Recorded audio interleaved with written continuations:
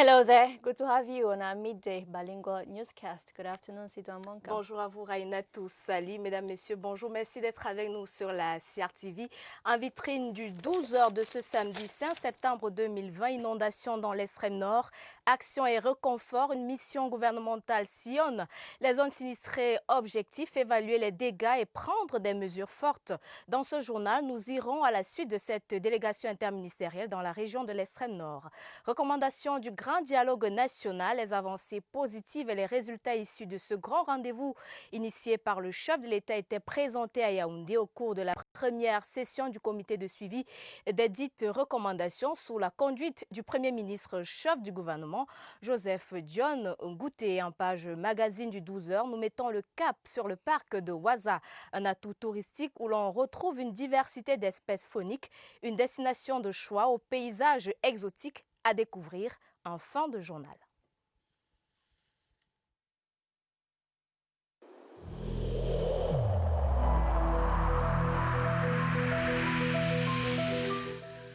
Je demande par ailleurs aux personnes testées positives de respecter scrupuleusement les règles de confinement.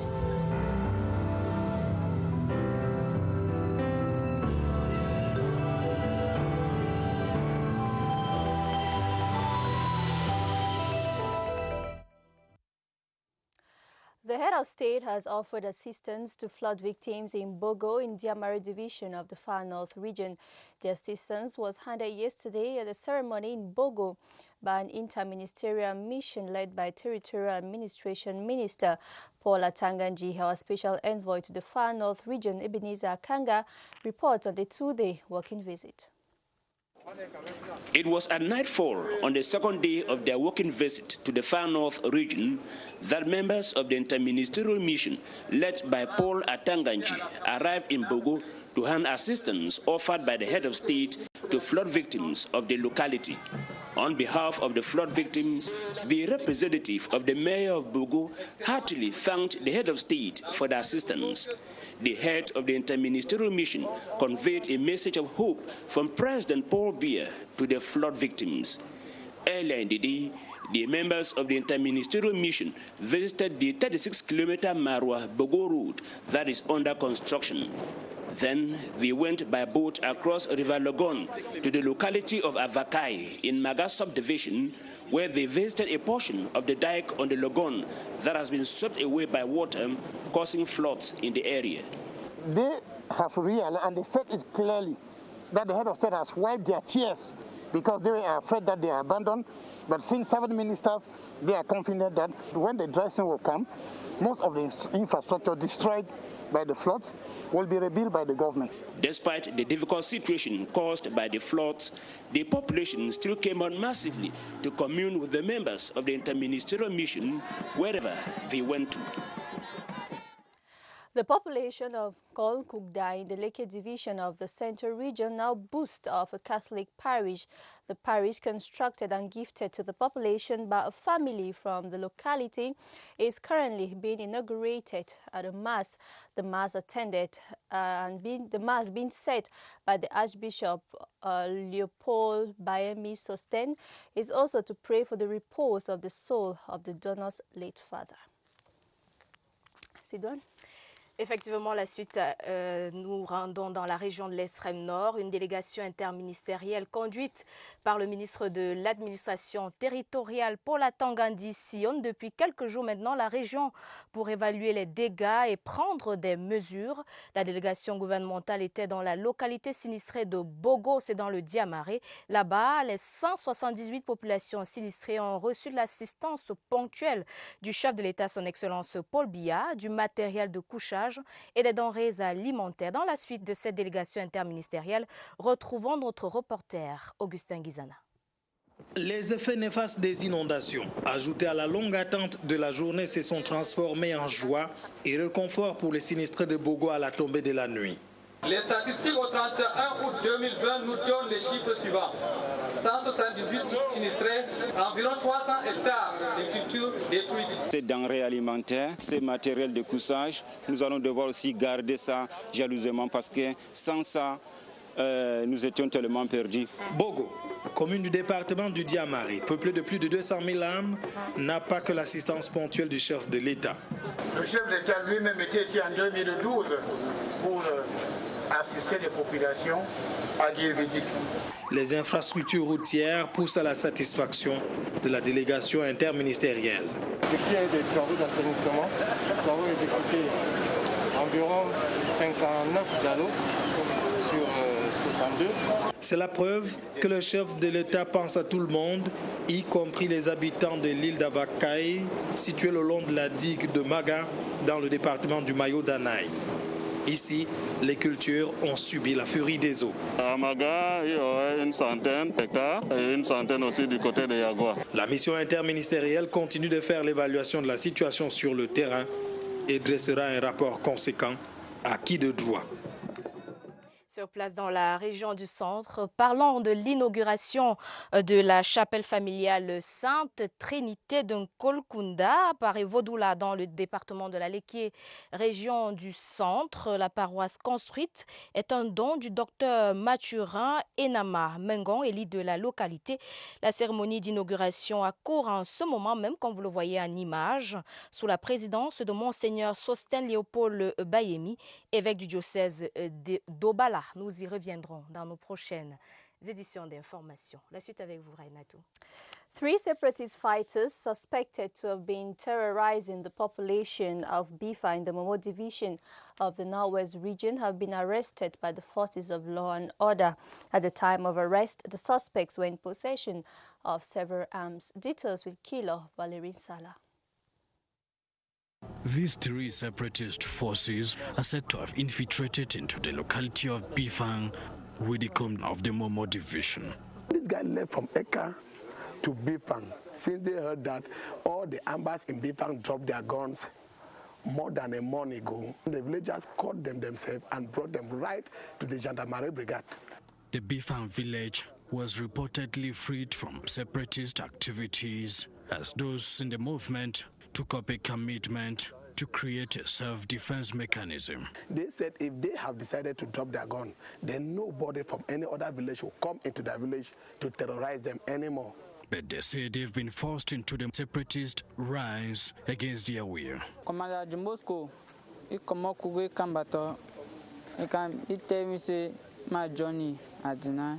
The commander of the Gendarmerie Legion in Bamenda, Colonel Bumbiswe, says the 3 separatist fighters from Widikum and 3 others active in Bamenda 2 municipality will face military justice in the days ahead. From the Northwest region, we take you over to the East region, where a consignment of anti-COVID material has been donated to health facilities of the Mulundu Medical District in the East region to help them contain the spread of the disease. The donation was made by Senator Marie-Claire Mompia, an elite of the Mbumba Ngoko division of the East region. Details with Tala LT. Senator Marie-Claire Mompea's journey to the subdivision of Mulundu was not an easy task, mindful of the poor state of the roads at the moment. In spite of these hurdles, it was necessary for her to make her earnest contribution to the fight against the COVID pandemic. Senator Mompea Mbio of the Bumban Ngoko division sent these anti-COVID-19 materials to health facilities of Mulundu to enable them properly fight the spread of the disease. These anti-COVID-19 gears to hospitals is highly appreciated, but health officials say more needs to be done in these hospitals. We are very happy for this help she provides us in our hospital. We are asking that she help us again in all the aspects of the health in the Mulundu District Hospital. The divisional officer for Mulundu, Jean Temga, on the occasion enumerated other areas in need of assistance in the division. Senator Marie-Claire Mompea is expected in Gari Gombo and Yokaduma for a similar exercise in the days ahead.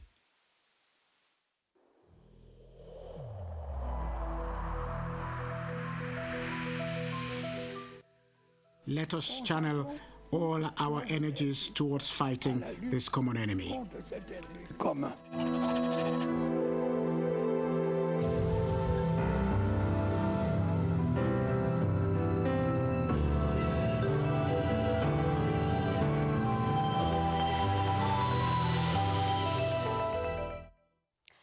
The authorities of the Northwest region have taken a decision to prohibit the movement of commercial and private motorbikes within the urban perimeter of the regional capital, Bamenda. The decision comes after the spate of violent crime in the Northwest, with the most recent being the shooting and killing of a police officer in Bamenda on September 1st. Northwest Governor Adolphe Lele-Lafrique officially announced the decision on Friday, September 4. Here is his declaration. The SDO of Mezam and the City Mayor of Bamenda have chaired a meeting this morning with the representative of the motorbike system in the headquarters of the Northwest region. And after that meeting, they have come out with resolution to ban the circulation of motorbike in certain parts of the city of Bamenda. I would like to appeal to the citizens of Bamenda to support, like they have started doing it long ago, the decision taken by the city mayor and the SDO, implement it, and they also expected, they have called to also give their full and loyal support to other measures that has been dictated by the head of state, both to the administration and to the security services, to bring back long-lasting peace in the Northwest region. Et nous restons sur cette actualité dans la région du Nord-Ouest. Mesdames, Messieurs, limiter les actes de violence dans cette région. L'autorité administrative monte au créneau et annonce l'interdiction de l'activité des mototaxis dans le périmètre urbain de la ville de Bamenda. Décision qui prend effet d'un lundi 7 septembre 2020. Sur place, retrouvons les explications du gouverneur Adolphe Lele-Lafrique. Nous avons vécu à Bamenda la scène macabre de l'assassinat d'un agent de la police dans l'exercice de ses fonctions. Face à cette situation, le préfet du département de la Mezam ainsi que le maire de la ville de Bamenda, ils sont accordés sur la nécessité de restreindre la circulation des mototaxis dans certaines artères de la ville de Bamenda. Nous voulons appeler l'ensemble des populations de la région du Nord-Ouest, leur demander de rester tranquilles, de vaquer à leurs occupations, parce que les pouvoirs publics sur les hautes institutions du chef de l'État sont en train de prendre et vont prendre toutes les dispositions nécessaires pour garantir la sécurité des personnes et des biens dans la région du Nord-Ouest et en particulier sur la place de Bamenda. Je voudrais dire qu'à partir de la semaine prochaine, ces mesures seront d'application obligatoire. Et c'est l'occasion pour moi de demander aux populations d'apporter leur soutien aux administrations, aux forces de défense et à la communauté et la commune urbaine de Bamenda dans l'implémentation de ces mesures, ainsi que des autres mesures résultant des travaux du Grand Dialogue national. Je vous donne à présent la lecture de ce communiqué du ministère de la Communication. Assassinat de l'inspecteur de police de premier grade de Bikoïlen de Ndanji Joseph le 1er septembre 2020 à Bamenda par les terroristes sécessionnistes. L'indignation du gouvernement. Le gouvernement de la République a appris avec consternation la nouvelle de l'assassinat lâche et criminel de l'inspecteur de police de premier grade de Bikoïlen de Ndanji Joseph. En renfort au commissariat central de Bamenda, chef-lieu de la région du Nord-Ouest, et en service au commandement central des groupements mobiles d'intervention de la dite ville. Cet acte barbare d'une cruauté inqualifiable a été perpétré dans la journée du mardi 1er septembre 2020 aux environs de 12h30 au lieu dit City Chemist, non loin du centre commercial de la ville de Bamenda, par deux individus en possession d'armes de guerre, lesquels ont été délibérément et sans aucune concession, ouvert le feu sur une patrouille de police du commissariat central de Bamenda. Les services spécialisés recherchent activement les acteurs de cet assassinat d'un des valeureux éléments des forces camerounaises de défense et de sécurité.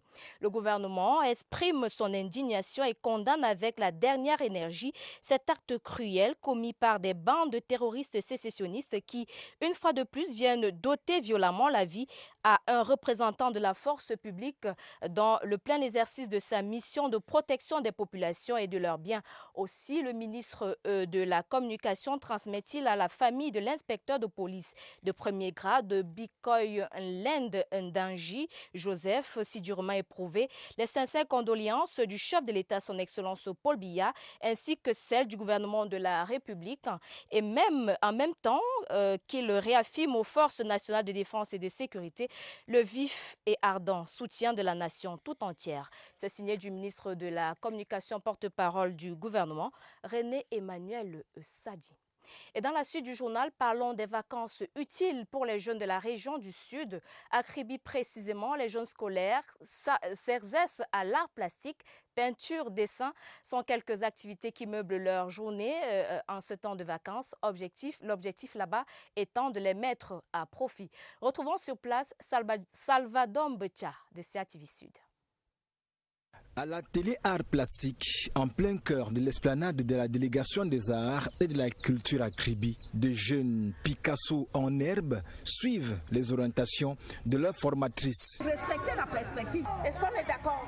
Avec manière, ils tiennent leur pinceau pour reproduire sur une toile le fruit de leur imagination. Un soleil couchant sur la mer, des cocotiers. Ça m'a pris 5 minutes ou 6 minutes. Ce que j'ai fait, c'est une reproduction de virus pour arrêter la maladie qui se produit dans le monde. Des prouesses qui sur place impressionnent. Tous ont un langage plastique important. Vous comprenez que c'est des génies. Pendant ce temps, à l'atelier art dramatique d'à côté, d'autres jeunes à travers contes, poésie et théâtre exaltent la culture locale, non sans décrire les problèmes sociaux. Nous avons représenté notre culture. Nous parlions des problèmes qu'il y a dans le village, le manque d'hôpitaux, les routes abîmées et le manque de nourriture. Pour le délégué des arts et de la culture de l'océan Victor Mbeng, ces activités visent à solidifier l'éducation culturelle et artistique de ses enfants. Il a été question ici d'ajouter en ces enfants quelque chose qu'ils ne font nécessairement pas à l'école. Des vacances utiles pour ces jeunes, lesquels à la fin auront accumulé plusieurs connaissances dans divers domaines de la vie. La session inaugurale du comité de suivi de la mise en œuvre des recommandations du Grand Dialogue national s'est tenue sous la présidence du Premier ministre chef du gouvernement Joseph John Gouté. À l'issue des échanges, cette session a donné à voir le niveau d'implémentation des propositions approuvées par le président de la République. Il s'agit des faits et d'actions qui témoignent de la volonté politique à rétablir la paix dans les zones en conflit. C'est vrai, Alégambélé. La composition sociologique du comité de suivi de la mise en œuvre des recommandations du Grand Dialogue national suffit à elle seule à accorder du crédit à ce qui a été fait des conclusions des assises du 30 septembre au 4 octobre 2019. Le constat est clair. Depuis la tenue du Grand Dialogue national, beaucoup a été fait par le gouvernement. À titre d'exemple, la mise en place, sur instruction du chef de l'État, d'un fonds spécial de 2 milliards de francs CFA aux écoles privées laïques et confessionnelles des régions du Nord-Ouest et du Sud-Ouest pour l'exercice en cours. Pour l'État, en tout cas, le dialogue engagé doit se poursuivre. J'ai mis en exergue le rôle essentiel de ce comité dans la réalisation des aspirations à la paix et à la prospérité du peuple camerounais, tel qu'envisagé par le chef de l'État, son Excellence Paul Biya. La paix durable recherchée, la fin de la spirale de violence dans les régions du Nord-Ouest et le Sud-Ouest dépendront de ce que les partis s'attacheront à faire, en réalité, du jet des recommandations du Grand Dialogue national. You are watching the Midday Bilingual Newscast on the CRTV. Sons and daughters of Sawa origin have staged a peaceful protest on the streets of Douala to oppose the signing of a prefectural order naming a quarterhead for Beseke in Bonasama. They are protesting against the appointment of a non-indigene as a second-class chief for that area. Our reporter Dixon Achu says they handed a signed petition to the divisional officer of Douala 4 presenting their request. His report. The peaceful protest march went as planned in spite the early downpour. Over 500 of Sawa origin dressed in black traditional regalia marched along popular streets in Bonasama and later converged on the Douala 4 divisional officer's premises. They wish to inform the authorities they are not happy with the prefectural order naming a certain Tamko Amidu to head the Beseke quarter, and to that he is ranked a third-class chief, just like the traditional ruler of Bonasama. Bonasama is a village. Whoever comes from abroad, comes as a stranger, must accept that he is a stranger. But not only have they proclaimed themselves sons of the land, but they want to command. They have termed it an infringement on their cultural values and a threat to peaceful coexistence, which has always been a true identity of the Sawa people. Let's be just. And the sons of Bonasama today have decided to let it known to the authorities that a village is a village. They handed a jointly signed petition to the divisional office of Douala 4, who has promised to take it to appropriate quarters. From the Littoral region, we take you over to the Southwest region, where the 6th edition of the Excellence Week of Scientific Research and Innovation has been celebrated in Boya, with researchers exhibiting their products. The Innovation Week was also used to empower youths on income-generating skills. Details in the following report. Celebrated under the theme Scientific Research and Innovation in a Crisis-Stricken Southwest region, the 6th edition of the Week of Excellence was aimed to disprove some facts which have been used to brainwash the youth with regards to the Anglophone crisis, as well as to empower them on income-generating skills. Our role in the crisis has been to explain some of the assertions that we use to radicalize the youth. We organized some workshop to bring in our brothers and sisters from the disarmament center so that they could acquire these skills that will help them get back into normal life. Meantime, some researchers and innovators have been working tirelessly to foster development within the region and the country at large. This machine is the granite shelling or peeling machine that peels the granite, separates the peelings from the nut itself. While visiting the stands, which constitute a variety of items, the Southwest Governor's representative, Théophile Doumbé, encouraged them to continue to be proactive in the economy in order to diversify the natural resources.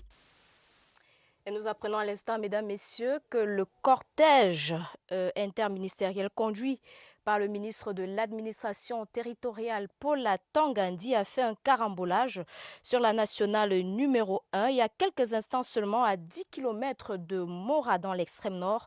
Pas de perte en vie humaine, quelques blessés légers. La délégation a repris la route vers Waza dans le Logone et Chari. Nous reviendrons sur cette actualité dans nos prochaines éditions d'information. Et avant de clôturer ce journal, nous mettons immédiatement le cap sur la localité de Waza dans l'extrême nord pour vous proposer la page magazine. Il s'agit d'une zone touristique par excellence, mondialement connue grâce à son célèbre parc national qui abrite une diversité faunique singulière, un campement charmant et confortable. Waza sort progressivement de l'ornière depuis le début des attaques de Boko Haram. Allons donc à la découverte de ce coin paradisiaque avec notre guide, Augustine Asta de CRTV Extrême Nord. Waza, Localité chaleureuse et envoûtante, a une renommée qui dépasse largement les frontières nationales pour son célèbre parc mondialement connu. Au niveau de Ouaza, nous pouvons rencontrer les animaux en moins de 2 heures. Tout le monde peut venir découvrir Ouaza et arrêter de voir dans les livres. Zone touristique de référence, Ouaza a été affectée ces 10 dernières années par l'insécurité. Mais grâce aux actions conjuguées des pouvoirs publics et des forces de défense et de sécurité, ce petit coin de paradis sort progressivement de l'ornière. Le gouvernement camerounais a pris mesure pour la sécurité. Ils ont construit des bâtiments pour les militaires. Je l'assure, il y a la sécurité, il y a la paix, que les touristes viennent à Ouaza. Dans l'arrondissement de Ouaza, en dehors du parc qui est un patrimoine de l'humanité, nous avons aussi une très belle forêt. Actuellement, je peux demander à tous ceux qui veulent se rendre à Ouaza de revenir. Ouaza a été gratifié par la nature, une beauté et un charme que souhaitent préserver jalousement les autorités locales. And it is on that note that we call it quits on our midday bilingual newscast. Thank you so much for your company. Sidwan Monkam and I will be with you again tomorrow for another edition. Sidwan, do have a wonderful day. Très bonne journée à vous, Raina Toussali. Mesdames, Messieurs, merci de choisir la CRTV.